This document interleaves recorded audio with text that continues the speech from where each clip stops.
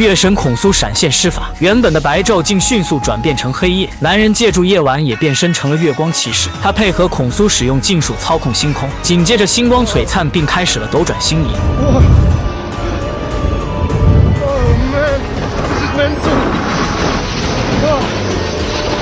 诡异神秘的现象笼罩着整个开罗市，众人看着星空的现象懊悔不已，懊悔过年时不该买那么多烟花爆竹。随着仪式的不断进行，孔苏的神力也在逐渐消退，最终成功恢复出2000年前的星宿迹象。但由于孔苏2次私自改变天象，众神以封印的方式对他进行了惩罚，将孔苏关进了古埃及的乌沙布提俑里。而男人也失去了月光骑士的神力，要想彻底释放出孔苏，就需要找到一个指定的人选打破封印。与此毫无关系的史蒂芬像以往一样睡去，竟莫名其妙的在陌生的环境中醒来，自己却怎么也不记得发生这一切的原因。此刻耳边传来一个陌生人的声音 ：“Where are you? Surrender the body to Mark.”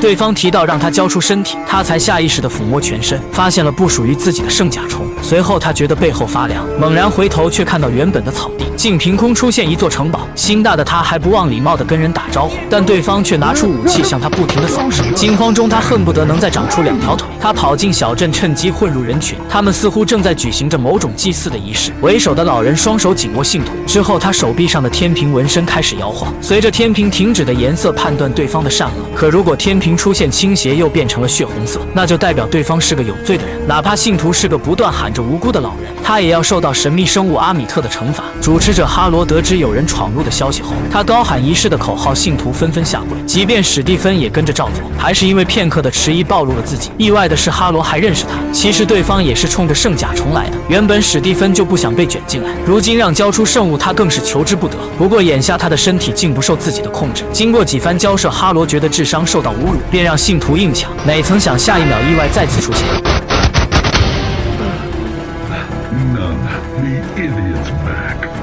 蒙圈的史蒂芬不知什么缘故，刚才周围抢夺的人全都领了盒饭，这下他彻底激怒了仪式的组织者哈罗，于是他变成了过街老鼠。更复杂的是，耳边始终有个神秘声音在教他做事。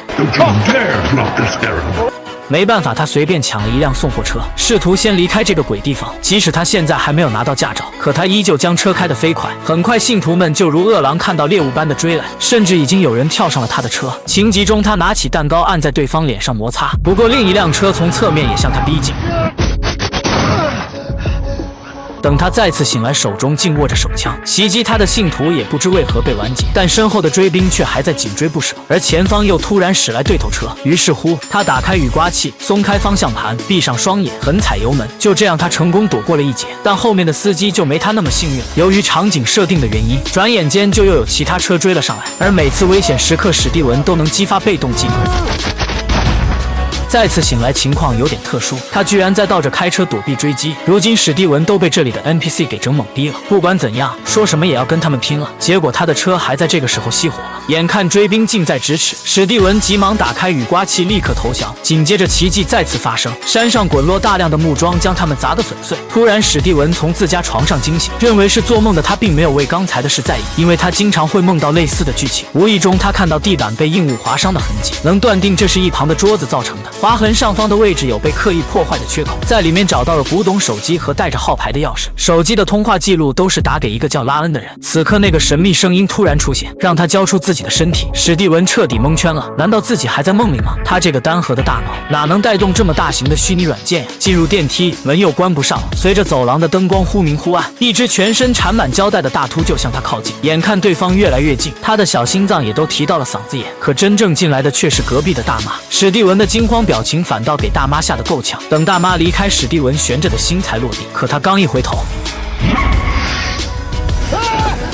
这次清醒时，他竟坐在去上班的公交车上。刚才的秃鹫也在不远处凝视着他。其实史蒂文是古埃及文化博物馆的员工，但没想到刚进入博物馆，竟遇上了小镇追杀他的邪教徒哈罗。很明显，他是秃鹫对立的一方。哈罗表示自己是代表古埃及神话中的阿米特来取圣甲虫的。史蒂文马上想跑，却发现不知不觉周围潜伏了许多邪教徒。没办法，他只能拼命解释自己的无辜。哈罗失去耐心，想用天平纹身的审判处死史蒂文，可天平摇摆不定，分不清他他是善事恶，就连哈罗也是很诧异。突然，大量游客进入解救了史蒂文。史蒂文的工作是清点货物，所以每天他是最后一个离开博物馆的。夜晚的博物馆格外的阴森，一只带毛的巨型怪物出现在他的眼前。史蒂文下意识地躲进了洗手间，可能他认为洗手间是最安全的地方吧。这时，镜子中的自己突然与他对话，要求史蒂文将身体交给他掌控。原来之前史蒂文一哆嗦，其他人就死了，并不是什么超能力，其实是马克占用了他的身体所为。这种情况下，史蒂文也只能把身体交出去。紧接着，怪物撞开肛门扑向他，随后就听到走廊上哀嚎连连，剧情也发生了逆转，怪物要跑却被硬生生的拉了回去。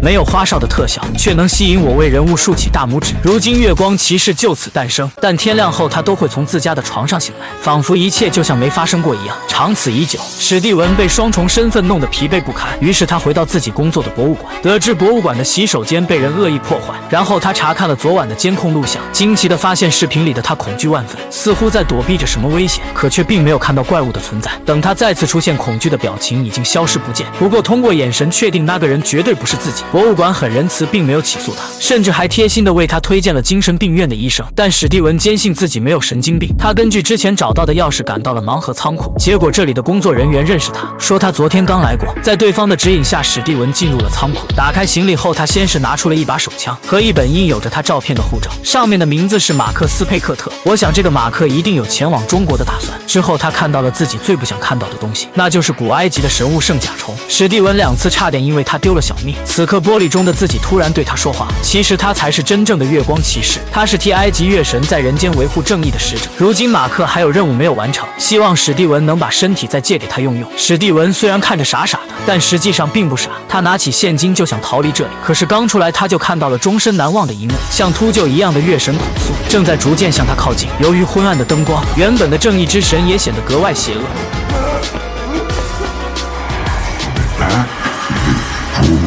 不过幸好他逃出了大楼，遇到特意过来接应的莱拉。原来对方把他当成了丈夫马克。回到公寓，史蒂文向他极力地解释着自己不是马克，但莱拉却觉得他是为了离婚编造出的脱身理由。此时警察敲门，是为了博物馆的案子而来，而莱拉轻车熟路，提前躲到了屋顶。警察发现与史蒂文名字不符的护照，决定要带他回局里调查。路上黑姐向史蒂文暗示，大概意思就是马克屠杀过古埃及的考古队，其目的就是想让史蒂文知道月光骑士并不是什么好人。可他俩也不是什么佳期，他们将车开到想杀史蒂文的哈罗这里。然而孔苏也一直在附近，他向史蒂文发出杀了哈罗的命令。虽然哈罗看不到孔苏，但他能感觉到敌对方的气息。随后哈罗给史蒂文洗脑，声称自己才是正义的一方，说孔苏会惩罚那些已经走上邪恶道路的人。可他信奉的阿米特神就不一样了，阿米特会在罪恶犯下之前做出判决，所以哈罗要复活他。而圣甲虫就是找到阿米特墓穴的唯一途径。表面上看，阿米特的确是略胜一筹，不过史蒂文却发现了问题的所在。还没犯罪你们就惩罚，那不是错杀无辜吗？难道刚降生的婴儿会因为自己将来的邪恶被杀掉吗？见温水煮青蛙的方式不起作用，哈罗彻底失去了耐心，撕下了伪装。此刻莱拉自投罗网，拿出圣甲虫主动现身，拉起史蒂文便要逃跑。哈罗用带有阿米特力量的拐杖开启了亡灵召唤。史蒂文他们被信徒追击，躲进了仓库。很快，亡灵就不断地撞击着大门。马克通过折射要求掌控身体，可因为黑姐的话，史蒂文已经抗拒交出身体了。此刻，亡灵撞开大门，直接扑向史蒂文。飞出去的瞬间，史蒂文病急乱投医，召唤出了战衣。不过这怎么和之前的不一样啊？看上去也太丑了。原来他不是马克，这是史蒂文的专属新战衣。但这战衣跟他一样没什么经验，被亡灵打的那叫一个惨。莱拉有心辅助，却压根看不到目标的影子。此刻，马克再次要求他交出身体的掌控权。明明他不是亡灵的对手，还死犟的不愿把身体交给马克掌控。直到有人类被亡灵误伤，他才肯换马克出场。这也是全剧中月光骑士变身最帅最完整的。为了不伤及无辜，马克选择暂时性的逃避，试图将亡灵引到无人的区域。你还别说，他在楼顶飞檐走壁的一刹那，还真有蝙蝠侠和蜘蛛侠的影子。他看准时机，借助前后跳跃的时间差，抓住亡灵，准备一击必杀。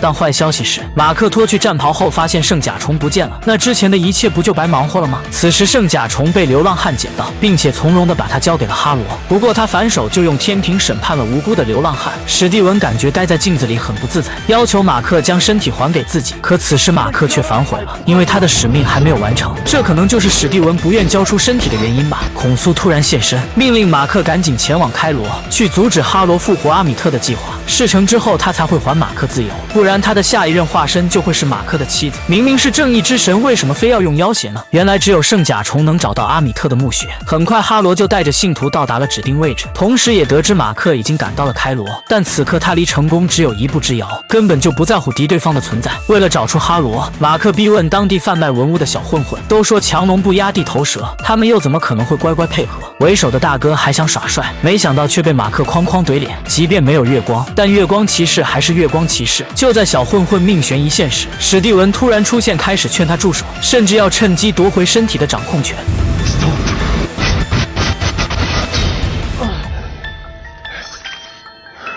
再次醒来，还是马克在掌控身体，而刚才的小混混竟全部被团灭。马克还以为这一切都是史蒂文的杰作，结果他俩都不是凶手。其实孔苏的神识一直都在，他命令马克将剩下的那个人架到悬崖边，逼他说出哈罗的下落。哪曾想对方竟断绝后路，主动去领了盒饭。事后孔苏现身，还说着风凉话，我开始怀疑他到底是不是正义之神了。为了继续阻止哈罗，孔苏只能将白昼变成黑夜，厚着脸皮集结9柱神，希望能得到他们的支援。但他却不打算和马克一起去，难道他还有别的想法吗？而所谓的9柱神，其实也就是天神在人间任命的化身。随着一个个化身就位，天庭终极的神明法院正式开庭。马克代表孔苏指控哈罗密谋释放阿米特，结果哈罗死不认账，反倒把罪名赖到了马克的身上，称马克患有精神分裂，身体里住着2个人格。这句话似乎戳中了马克的逆鳞。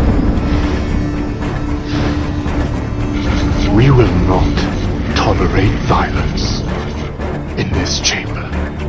很明显，最后马克败诉了。其实马克能武不能文，这事就该让史蒂文来办。仪式结束后，哈托尔女神的化身告诉马克，还有别的方法也可以找到阿米特的墓穴，只要找到当年守护者的石棺，就能知道墓穴的埋葬位置。现在石棺在黑市上被买卖，马克不懂当地的规矩，四处打听也一无所获。恰好妻子莱拉追来，并且他知道石棺的下落。马克和莱拉名义上是来参观的，但实际上却想通过木乃伊查出阿米特墓穴的位置。此时哈罗的出现打乱了他们的计划。哈罗用权杖催眠了富豪，然后他再次施法将木乃伊与棺材一并摧毁。临走前还命令富豪解决他们，可正是他们片刻的愣神，马克才有机会变身成了月光骑士。保镖们向他们发起猛烈的射击，马克展开披风，帅气地扛下所有伤害，并且将子弹还击给了他们，随手掷出月光之刃，力无虚发。借助掩护，莱拉拿到了星空图。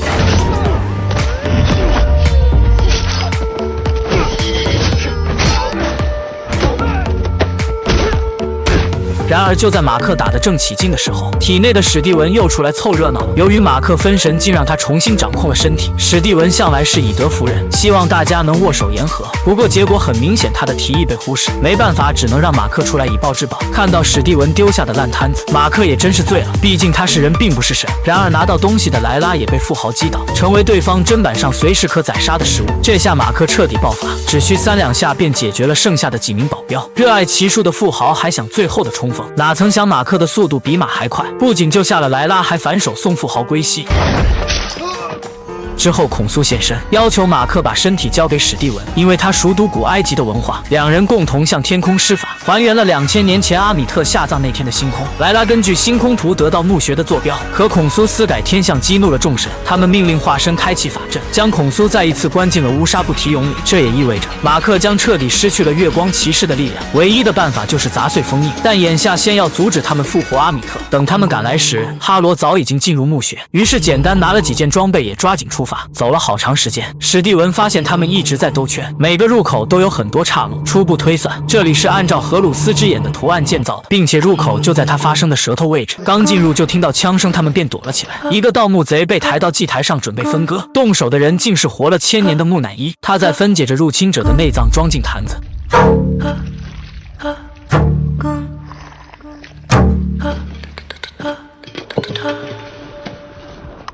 随着木乃伊逐渐移动，迟早莱拉也将要暴露。没想到莱拉没有被发现，反倒是上面的史蒂文被锁定了。情急中，莱拉弄出声响吸引木乃伊，随后拼命地跑了出去。但跑出去的莱拉很快就被木乃伊抓住，即使对方只剩一只手，依旧具有很大的杀伤力。莱拉拿出信号枪猛击他的头部，最后干脆打开信号枪对到对方的眼睛上，这才化险为夷，弄死了木乃伊。反观史蒂文竟误打误撞地进入主殿，可墓主人却是马其顿的国王亚历山大大帝，这也不是阿米特的陵墓啊！史蒂文觉得可能是鸠占鹊巢，他打开了棺椁，想到入口是荷鲁斯之眼的舌头，于是他念着阿弥陀佛掰开了亚历山大的嘴。你还别说，果然让他找到了禁锢阿米特的乌纱布提俑。这时莱拉与他会合，但他面露阴沉地逼问马克，自己的父亲曾经是不是马克杀的？原来莱拉杀死木乃伊后遇到了哈罗，而哈罗又选择在这个时机说出真相，可谓是城府极深呀。当年马克作为雇佣军陪同考古队进入埃及，而考古队中的队长就是莱拉的父亲。马克的同伴见财起意杀了所有人，其中也包括马克。就在他奄奄一息时，孔苏救了他，作为交换，马克才成了孔苏的化身。螳螂捕蝉，黄雀在后。哈罗跟随莱拉的足迹找到这里，他先是劝马克归顺自己的战队，见他顽固不化，便拿出手枪一击毙命。如今马克没有了战衣，就是个凡人。莱拉躲在角落没有出声，眼看着马克在他面前死去。奇怪的是，马克并没有死，但他既没有上天堂，也没有下地狱，反倒是来到了芝加哥的精神病院。此时马克已经分不清现实与虚幻了。正在做演讲报告的老头，竟是单位门口活体雕像的艺人。病人手里玩的魔方也是他平时熬夜的玩具。曾经骗他的黑人女警也变成了医院护工，平时对他尖酸刻薄的女上司变成了这里的精神病人，而他手里的东西也是博物馆售卖的商品，分发给每个人的甜品曾经是他用来攻击人的武器，而大妈随便画出的图案正是月神孔苏的卡通版。专门照顾他的护工就是被木乃伊大卸八块的盗墓贼。妻子莱拉也变成了自己的病友，看到玻璃中的自己，他想起了史蒂文。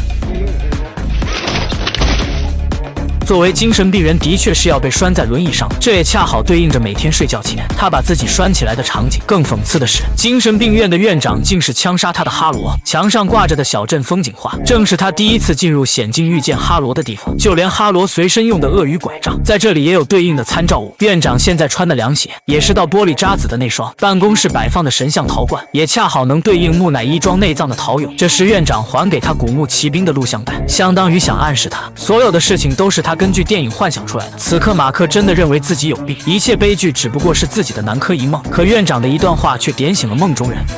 I can't help you if you don't help yourself. 这句话正是哈罗枪杀他时说的话。他突然清醒，意识到这一切并不简单，马上逃出了办公室。蒙圈的马克在逃离时竟然救出了史蒂文，这是两人第一次同时出现。看到史蒂文，马克更坚信自己没有精神病。就在两人想办法逃跑时，另一个房间又出现一口棺椁，那应该是马克的第三人格。当时杀死文物贩子的就应该是他。此刻大门打开，一只穿着衣服的河马出现。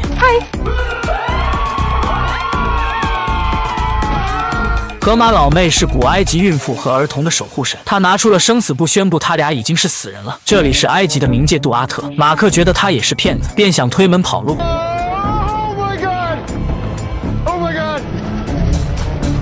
看到诺亚方舟在沙漠上疾驰，而目的地是极乐世界的芦苇园，他俩才相信自己死了。还没等他俩反应过来，河马神就将手伸进了他们的胸膛，下一秒心脏就被无痛掏出。原来想要进入芦苇园，要把心脏放在正义的天平上称重，天平的另一面是真理的羽毛。如果路途结束前天平都不能平衡，那么他们将会接受亡灵的审判，永远的留在沙漠里。马克把史蒂文拉到一边，提议他俩弄死河马神算了，自己开船去芦苇园。结果却遭到史蒂文的反对。可此刻天平竟不停地摇晃，根本停不下来。这种情况就连河马神也没见过。查看后发现是心脏出现的问题，两个心脏似乎都不完整，而这艘船承载着他们所有的记忆。趁还有时间，他们必须袒露心声，互相修补不完整的彼此。这时突然听到一个孩子的求救，史蒂文推门而入，却看到里面坐着许多尸体，而这些人都是马克做月光骑士期间惩治的罪人。史蒂文知道了这段记忆后，天平的晃动也比刚才变慢了许多，这也证明他们的方向是对的。一个小男孩突然出现在他们面前，史蒂文追出去，马克却极力阻拦，仿佛是很可怕的回忆。结果马克却被史蒂文反锁在门外。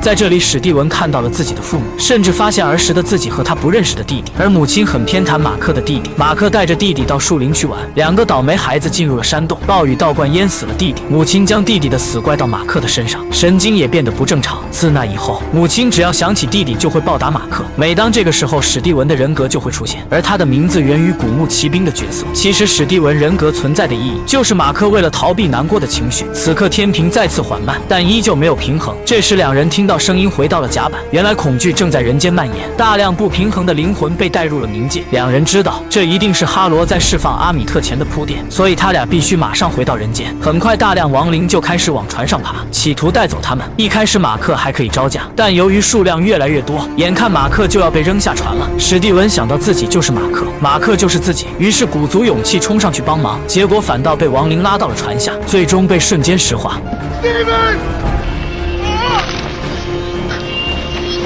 此刻天平镜也平衡了，难道剃掉多余的心脏就完整了吗？还是史蒂文下去了，马克痛苦的记忆也会消失？荒漠中车队被交警拦下接受检查，然而这次他们却踢到了钢板。只见哈罗下车阻止了手下的贸然行动，因为他拿到了囚禁阿米特的乌纱布提友，现在已经得到了阿米特的部分力量。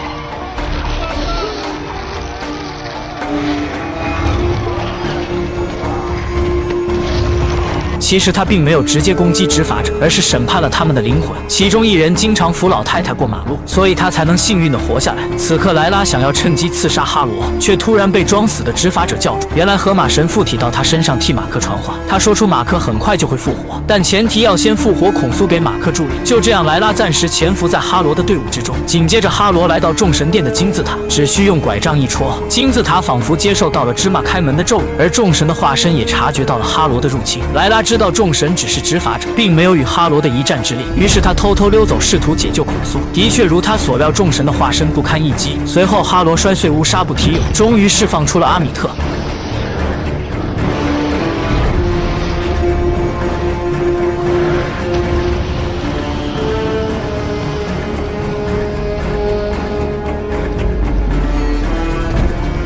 此刻哈罗也正式成为了阿米特的化身，同时莱拉也踩碎了孔苏的乌纱布提友。孔苏感觉不到马克的气息，猜到他死了，可他却没有想要救马克的意思，而是诱骗莱拉做他的新一任化身。莱拉对他冷血的行为感到既可耻又可悲。说实话，有时候我都怀疑他是不是正义之神，怎么跟我国的神话片不太一样呢？难道这就是西方大国的文化输出吗？因为维护正义的立场不同，孔苏与阿米特注定也是水火难容，但没有化身的加持，孔苏根本就不是阿米特的对手，很快便落入了下风。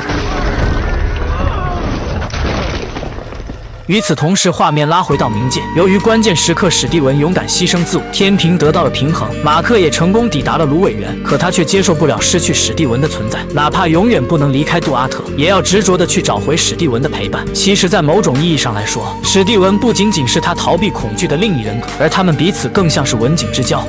You are the only real superpower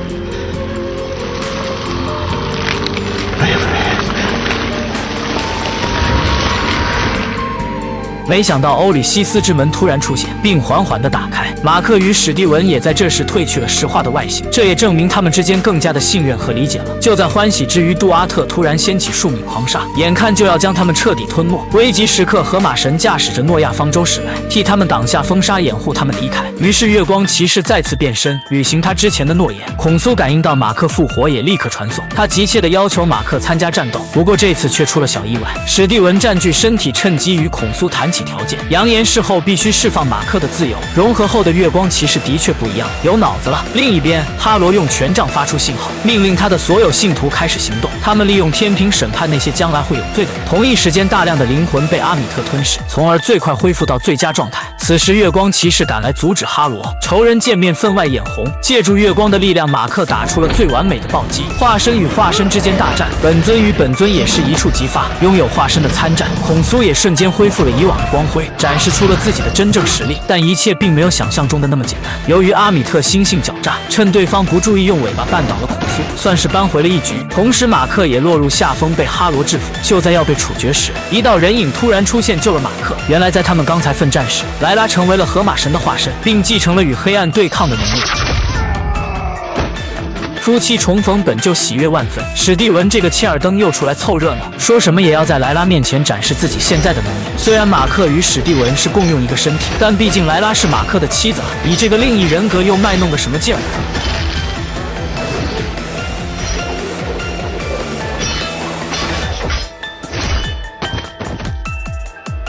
不过你还别说，融合后的月光骑士可以随意切换，果然能打出不一样的效果，让我眼前一亮，热血沸腾。再加上莱拉，哈罗已经彻底被他们压制。可哈罗太狡猾了，他向无辜的路人发起攻击，没办法，莱拉只能第一时间去保护无辜的人。但战机稍纵即逝，只因几秒钟的耽搁，情况就被逆转。马克即将再次被哈罗审判处死。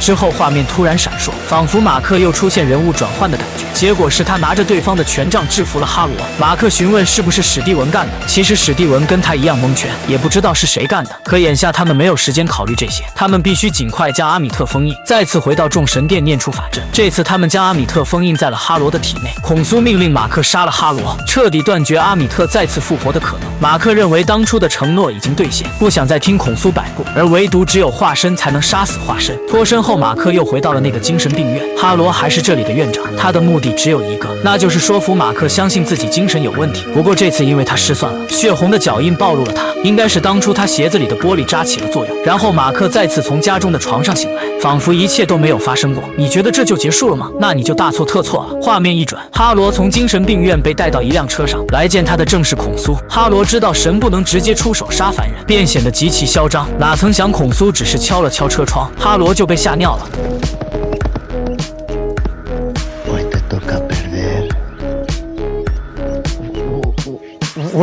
想必他就是马克的第三人格杰克洛克利，两次危机逆转也都是他所为。当初孔苏正是因为马克的这个人格，才选他做了自己的化身。我想下一季就应该是他的主场了吧。